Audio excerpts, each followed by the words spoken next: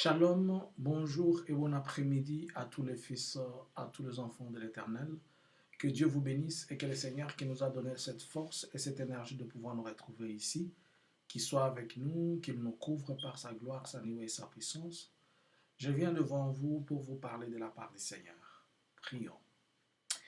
Éternel des armées, Seigneur, le puissant, le grand, le magnificent, nul n'est égal à toi, nul n'est comparable à toi. Vous êtes le même hier, aujourd'hui, éternellement, et vous n'avez jamais changé. Seigneur, c'est par votre volonté que je me tiens et que je parle de votre part. Laisse que tout s'efface et laisse que tout arrive selon ton amour et selon ta bonne volonté. Que je parle pas, mais que ce soit vous. Que je me taise et que vous communiquez. Que la grâce accompagne ces messages au nom de Jésus. Amen. J'aimerais que vous ouvrez vos Bibles avec moi. Nous allons lire un verset. Je suis dans le livre des Proverbes, chapitre 19, le verset 21. La Bible dit, il y a dans le cœur de l'homme beaucoup de projets, mais c'est le dessein de l'Éternel qui s'accomplit. Il y a dans le cœur de l'homme beaucoup de projets, mais c'est le dessein de l'Éternel qui s'accomplit.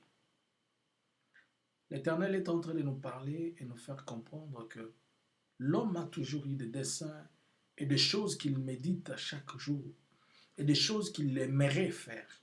Mais à la fin de la journée, c'est la volonté de l'Éternel qui s'accomplit parfaitement.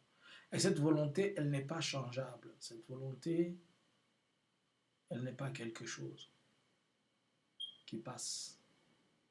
C'est une volonté durable. C'est une volonté résistante, si je peux l'appeler comme ça. Mais le dessein de l'homme, c'est de faire des pensées qui lui sont propres. L'Éternel, par sa grâce, m'a amené là où se trouvent les chefs. Ce message concerne la République démocratique du Congo. L'Éternel est en train de me dire, je veux te faire voir ce qui a comme pensée des hommes et ce qu'ils sont en train de méditer dans leur cœur. Et l'Éternel m'a permis de voir et il ouvre le cœur du chef et me dit, regarde, dans le cœur de vos dirigeants, ils ne veulent pas qu'il y ait des élections en 2023. Pas des élections en 2023. Pour eux. Donc tout ce qu'ils sont en train de vous dire, c'est de la mascarade, c'est de la tromperie. Mais pour eux, ils ne veulent pas des élections. Et j'ai été étonné. Dieu est celui qui sonde le cœur à l'erreur. L'Éternel est celui qui nous connaît le plus profond de nous-mêmes. Rien n'est à cacher devant sa face. Bien-aimés dans le Seigneur, vous qui mettez votre espoir dans les élections, vous qui mettez votre conviction dans les élections, vous qui pensez que les élections sont un mode pour vous aider à changer, à transformer, à faire ceci, vous êtes toujours en train de vous maudire. Il est impossible à quelqu'un qui croit à Dieu, qui met sa confiance à Dieu, mais il tourne sa conviction et tout ce qu'il a entre les choses qui sont conduits par les hommes. Et surtout des hommes qui ne sont pas des saints. Depuis que nous avons fait cette première erreur d'agir comme les Israéliens qui sont partis voir Samuel et lui dire, nous voulons que tu nous donnes un roi comme toutes les nations ont de rois. Et Samuel est parti parler avec Dieu. Dieu lui a dit, Samuel, donne-leur le roi, ce n'est pas de toi qu'ils ne veulent pas, c'est vers moi qu'ils se sont tournés. Ils ne m'aiment plus. Mais avant de leur donner leur roi, dis-leur que ce roi mangera lui seul et tout ce qui est à lui, les meilleures parties des viandes du pays. Il prendra vos filles et vos fils, il en fera des esclaves. Il vous amènera, il fera ceci et cela. On a dit au peuple tout cela, ils ont dit oui, seulement nous acceptons. Donne-nous un roi comme d'autres peuples. C'est l'erreur que nous avons fait. Yahweh, donne-nous seulement un fils du pays, qui qu'il soit, bon, méchant, gentil, non gentil, païen ou croyant, serviteur ou non, donne-nous seulement un fils du pays, sans pour autant peser les conséquences. Au lieu de demander à Dieu sa volonté, On a demandé à un fils du pays. C'est comme ça aujourd'hui encore, les yeux sont grandement ouverts vers 2023, les élections. Et Dieu dit, dans leur cœur, ils ne veulent pas qu'il y ait des élections. Ils sont en train de vous mentir. Et vous, votre confiance est tournée là-bas. Et vous êtes en train de prier, Seigneur, donne-nous encore Félix comme président. Seigneur, donne-nous Fayoulou comme président. Seigneur, donne-nous Kabila comme président. Donne-nous Katumbi comme président. Donne-nous, je ne sais pas qui est comme président. Donne-nous Bemba et consorts. Au lieu de demander la volonté de Dieu. Ce que Dieu donne est toujours meilleur par rapport à ce que les hommes se choisissent. Pensez-vous que tout ce qui est en train de se passer ici, c'est pour favoriser les élections? Je vais vous montrer les choses que vous allez suivre avec moi. Essayez un peu de suivre ceci. Dans l'est du pays. Dans les semaines qui viennent, les troupes kenyanes vont donc arriver en République démocratique du Congo pour appuyer nos forces armées afin d'attaquer de la manière la plus efficace qui soit ce problème de terrorisme et de violence à l'est de notre pays. Ça, c'est au mois d'avril 2021. Le président vous promet que les troupes kenyanes vont venir pour éradiquer et stopper les terrorismes qu'il y a à l'est. Quelques mois après, état de siège. Et jusqu'à aujourd'hui, l'état de siège n'a rien résolu, puisque l'Éternel nous avait dit depuis le début que ça sera un échec. Et nous sommes en train de vivre cet échec. Mais comme les hommes aiment s'endurcir de cœur, ils ne veulent pas comprendre. Et surtout que ceux qui sont au pouvoir, ils en tirent profit. Quand on parle du pouvoir, on ne parle pas seulement du président. Ils en tirent profit. Ils ne peuvent pas vouloir que cela finisse. 7 mois après, la situation, on nous avait dit que les Ougandais, les Kenyans vont venir pour la finir. Voilà, au Kenya, on ajoute quoi? Une bonne dose. 7 mois. We have a target. C'est le porte-parole de l'armée ougandaise. We have an end state. Il dit qu'ils ont The end state ils ont une is to ambition. make sure Ils ont un objectif. that the people of Congo Le peuple congolais enjoy peace and qui stability. vivent la paix et la That the stabilité. people of Congo can also live as human beings Ils with ne full vivent plus rights comme to des humains. life as the rest of, the population. Ugandans must be secured from terrorism. L'Ouganda That doit is être the sécurisé du therefore, terrorisme. Pourquoi this il is parle just de l'Ouganda qui doit être beginning. sécurisé par le terrorisme? Vous allez vous rappeler qu'il n'y a pas longtemps, l'Ouganda avait été attaqué.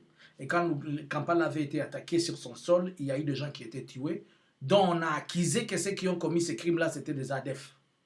Bon, on n'a pas entendu des communiqués officiels dont les ADF ont résisté ou bien ont rejeté ça.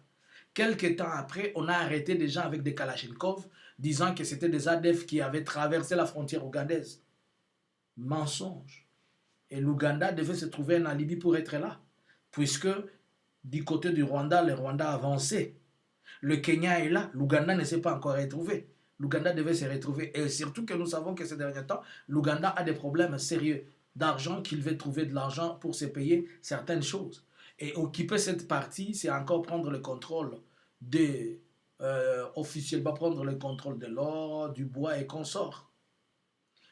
Ces mêmes Ougandais ici qu'on est en train de pouvoir prendre, ce sont eux qui ont créé les ADF.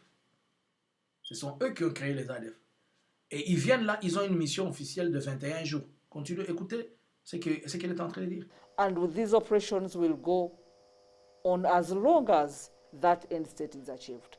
To make L'opération va continuer aussi longtemps que la question doit être résolue. C'est-à-dire, même s'ils ont d'abord, dans un premier temps, 21 jours, ils peuvent continuer jusqu'à ce qu'ils arrivent à éradiquer les ADF, selon le porte-parole that du gouvernement. the ADF is completely wiped out.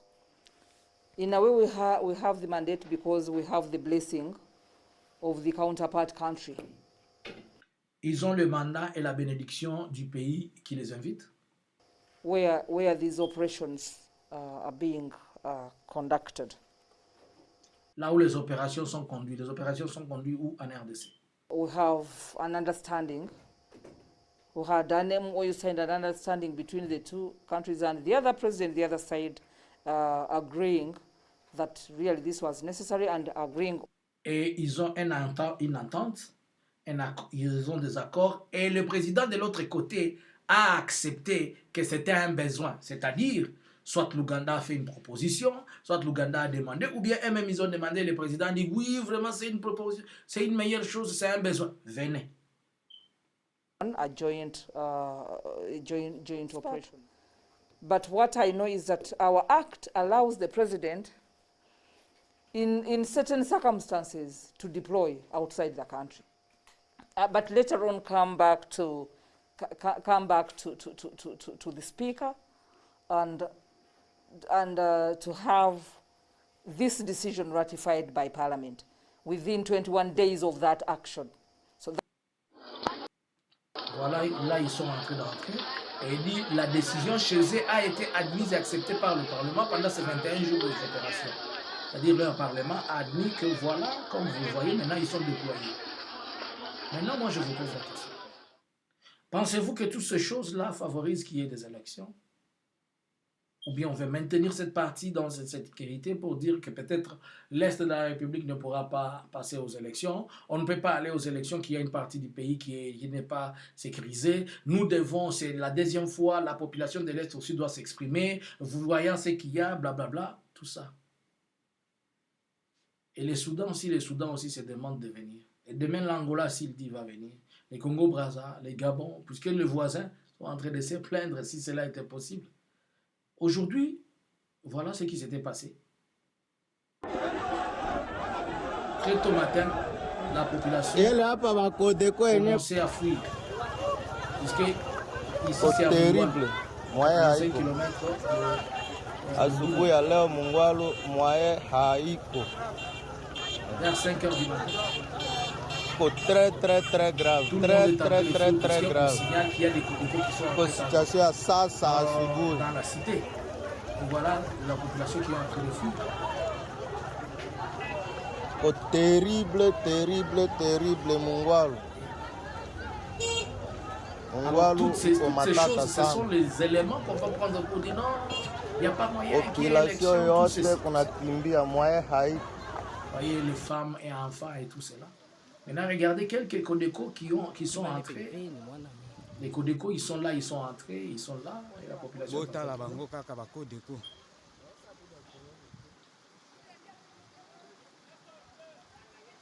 Peut-être ce sont des vidéos amateurs. Mais quelques temps après, voilà ce qui s'est passé. La population va arrêter 4 de ces Codeko puisqu'il n'y avait pas la police et la police. La population elle-même va les arrêter pour les amener maintenant à la police. Ba civil ndio banakamata bale ba Codeko. Ndio ele biwa kwa ba Codeko. Savez-vous les conséquences de ces choses? Mjomba boye. Livivi atowe. Oi moli atami.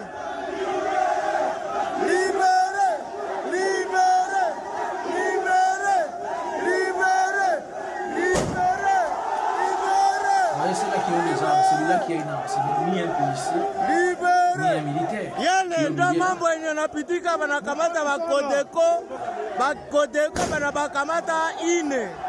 Banakamata bakodeko ine biko na baenda. Voilà maintenant ce qui se passe.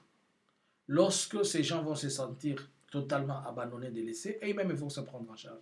Les conséquences de ceci, c'est quoi? C'est Codeko dont on vient d'arrêter les leurs. Ils ont vu que toute la population s'est mise debout pour arrêter. Maintenant, les Codeko vont venir en représailles, ils vont tuer la population locale, ils vont faire du mal à la population locale, puisque quand la population a arrêté ces gens-là, les policiers n'étaient pas là, ni la FARDC. Et c'est maintenant les civils qui arrêtent ces hommes en armes, ils les amènent auprès des policiers et des militaires peut-être qui ne sont pas là. Dans les mêmes zones ou dans les zones où les opérations sont en train de s'étendre, où il y a l'état de siège, où il y a le déploiement kenyan, où il y a le déploiement ougandais, où il y a la MONUSCO, où il y a tout ça. Et toi et moi qui prions le Seigneur, nous continuons à croire à ce que ces gens-là nous disent au lieu de nous remettre entre les mains de Dieu. Ceci est une bonne occasion. Et je vais vous dire la vérité. Tous ceux qui sont à Kinshasa ne veulent pas. Ils ne veulent pas que cette situation finisse de l'insécurité, puisque c'est un fonds de commerce pour eux. Maintenant, ils attendent que s'ils vont pousser jusque je ne sais où, prendre une grande ville, des missions vont commencer à se faire. Telle personne va aller en mission, des missions de négociation, des missions de ceci. Ce sont des millions qui sortent et les gens se retrouvent. et les gens se retrouvent. C'est pourquoi ils ne veulent pas. Ils savent où appuyer pour que ça s'arrête, mais ils ne veulent pas. Ils savent où appuyer, bien que ce n'est pas automatique, mais ils savent comment démarrer la procédure. Mais ils ne veulent pas. Et je l'avais dit, je continue à insister, l'Éternel m'avait dit que toutes ces choses ne finiront pas. Il y a seulement des choses que l'actuel président peut faire pour que cela s'améliore un peu. Vous allez vous rappeler que j'avais donné un message où je disais que dans les jours à venir, je vois le pays se diviser en groupes et les gens ne veulent pas aller aux élections. Certaines autorités disent qu'il n'y a pas moyen d'aller aux élections. Mais je vois une personne à qui on a revêtu d'une grâce dire nous devons aller aux élections. C'est que cette histoire des élections, d'ici là, 2022, là, début 2023, vous allez attendre des choses. La population va marcher, elle va se soulever. Mais je vous exhorte, très chers dirigeants, s'il était possible, ne faites pas cette erreur de ne pas faire les élections en 2023. Puisque si vous ne le faites pas, je vous dis ce qui va se passer. Les gens vont se soulever, pas seulement se soulever, mais il y aura de nouvelles incursions de certains groupes armés. Et quand ces groupes armés vont intervenir, ils auront raison. J'ai vu la population de Goma à Sake. J'ai vu la population de Goma à Sake. J'ai vu la population de Goma à Sake par rapport à votre pensée de ne pas faire les élections. Et là encore, vous allez venir faire votre balade touristique de négociations et de ceci et cela. C'est une bonne opportunité pour vous. Mais je vous préviens aujourd'hui, j'ai toujours dit des choses. Je l'ai dit 2 ans en avance. S'il était possible, si Dieu veut que vous soyez là, Monsieur le Président, même si vous ne stoppez pas les élections, vous allez aux élections, si Dieu le veut, vous y resterez. Puisque de la manière dont vous y êtes arrivé, vous n'avez pas fait la magie. Dieu a autorisé. Et si Dieu veut que vous continuez, même si vous avez un bilan 0, même si vous n'avez rien à dire, Dieu peut permettre ça, si Dieu le veut. Mais il faut comprendre et écouter. Vous faites des calculs politiciens. Ceux qui vous entourent vont vous dire autre chose puisque tout le monde veut l'argent. Et vous-même, vous allez dire non puisque tout le monde est dans les business. Mais attention, il y a des situations auxquelles vous ne saurez pas gérer un jour. Juste, c'était pour vous le prophète Jean-Luc Kabani. L'Éternel était en train de me dire et de vous informer que les pensées de nos dirigeants et leur cœur disent non aux élections en 2023. Mais moi et toi, prions pour que Dieu fasse sa volonté. Amen. Je vous exhorte et je vous invite tous à la prière le samedi à partir de 10h, heure de l'Europe, et le même samedi à partir de 20h pour les titres bibliques. Et sans oublier que le 6, nous allons commencer la prière d'une semaine. Donc, soyez les bienvenus. Si vous n'êtes pas encore abonné à la chaîne, abonnez-vous à la chaîne La Vérité. Et si vous activez aussi tout ce que vous pouvez pour vous permettre d'être avec nous dans la prière. Que le Seigneur vous bénisse. Bonne soirée. Moi et vous, on se retrouve le samedi à 10h pour la prière et à 20h, heure de l'Europe, pour l'exhortation. Shalom.